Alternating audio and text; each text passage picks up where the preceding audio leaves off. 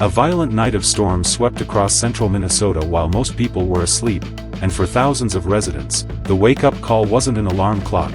It was the sound of powerful winds slamming into homes, trees bending under pressure, and thunder shaking entire neighborhoods. Just after 2 a.m., the National Weather Service issued urgent severe thunderstorm warnings across multiple Minnesota counties, warning residents that these storms were capable of producing winds up to 70 miles per hour. That's the kind of wind that can snap tree branches, damage roofs, knock out power, and turn ordinary objects into dangerous projectiles. And here's what makes this story even more intense. While many people were sleeping through the night, weather officials were tracking a fast-moving storm system pushing through parts of Stearns, Todd, Douglas, Pope, and Morrison counties. The strongest cells were packing destructive wind gusts and hail, creating dangerous conditions in the dark when visibility was already limited. Now imagine this. It's the middle of the night. You're asleep. Then suddenly your phone starts buzzing with emergency weather alerts. Outside, the wind is roaring, rain is hammering against windows, and no one knows exactly how bad it's about to get. That was the reality for many Minnesota residents overnight.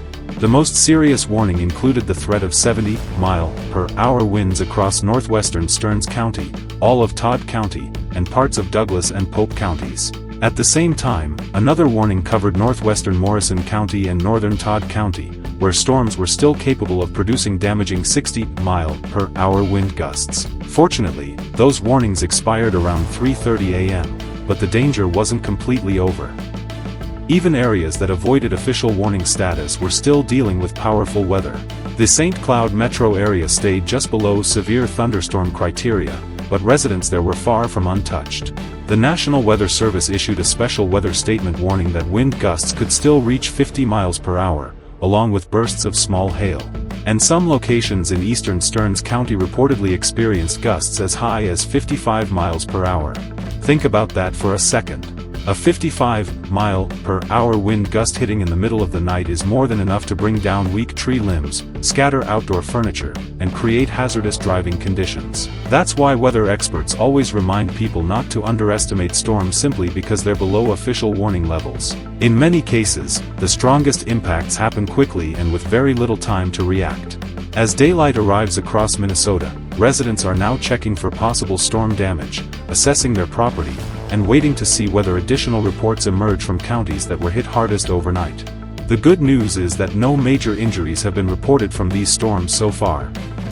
But the event serves as another reminder of how quickly severe weather can develop across the upper Midwest, especially during the overnight hours when most people are least prepared.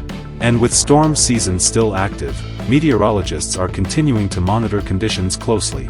So if you're in Minnesota, or anywhere across the Midwest, keep weather alerts turned on, have multiple ways to receive warnings, and never ignore an overnight alert. Sometimes just a few minutes can make all the difference. Were you awake when these storms moved through Minnesota overnight? Did you experience strong winds, hail, or power outages in your area? Let us know in the comments below. If you want the latest breaking weather updates and major stories affecting communities across America, make sure to subscribe and turn on notifications. Thanks for watching, stay safe, and we'll see you in the next update.